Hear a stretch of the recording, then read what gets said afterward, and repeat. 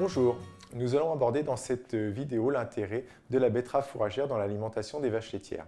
Ce fourrage énergétique, durant des décennies, a été supplanté par les pulpes surpressées et l'ensilage de maïs.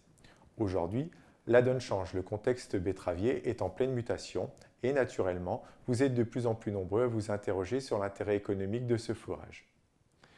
L'idée semble d'autant plus louable pour les polyculteurs-éleveurs qui souhaitent réduire leur sol en betterave sucrière.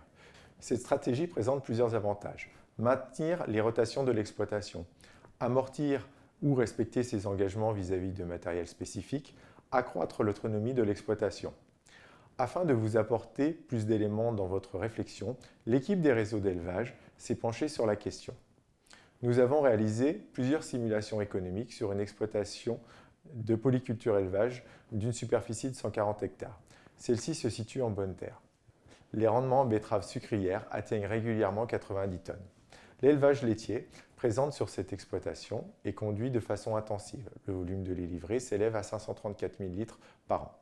Lors de nos travaux, nous avons retenu comme hypothèse technique de substituer 3 kg de pulpe surpressée par 2 kg de betterave fourragère et 1 kg de matière sèche de maïs en silage, un accroissement du taux butyureux de 1,5 g par litre et du taux protéique de 1 g par litre, de maintenir le niveau de correction azotée de la ration.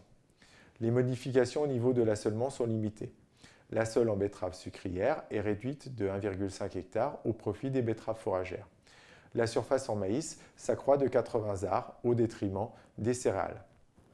À partir de ces hypothèses techniques, nous avons élaboré une matrice de gains en fonction du prix de vente des betteraves sucrières et du prix d'achat des pulpes surpressées. Nous avons retenu une fourchette de prix pour la pulpe surpressée comprise entre 66 et 130 € la tonne livrée.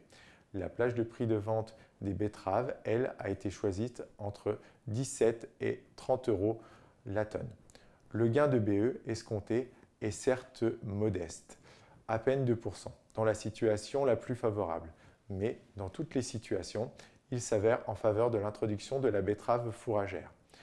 Nous pouvons conclure que d'un point de vue économique, l'introduction de la betterave fourragère dans la ration des vaches laitières s'avère intéressante dans les situations où elle n'engendre pas de coûts supplémentaires au niveau de la chaîne de distribution de l'alimentation. Cette approche ne prend pas en compte le temps de travail lié à la reprise des betteraves. En effet, ce critère présente une forte variabilité d'une exploitation à l'autre. Distance du silo de betterave, propreté des betteraves, matériel de distribution présent sur l'exploitation. Vous avez la possibilité de télécharger sur notre site la publication « La betterave fourragère en substitution de la pulpe surpressée ».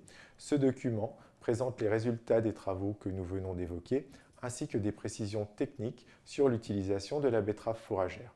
Merci de nous avoir suivis et à bientôt pour de prochains conseils. Au revoir.